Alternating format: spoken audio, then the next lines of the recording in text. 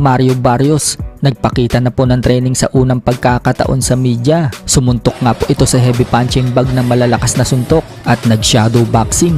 Pagmamalaki pa ng trainer ni Barrios mga tol na si Bob Santos.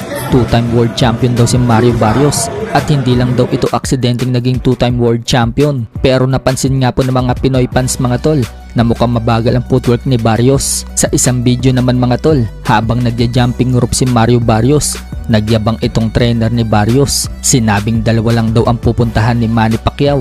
Yan daw ang hospital o kaya sementeryo. So may pagkamayabang pala itong trainer ni Barrios mga tol.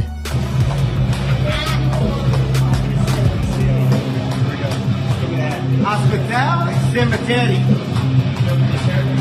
Coming, baby. Coming. Our last check is coming, baby.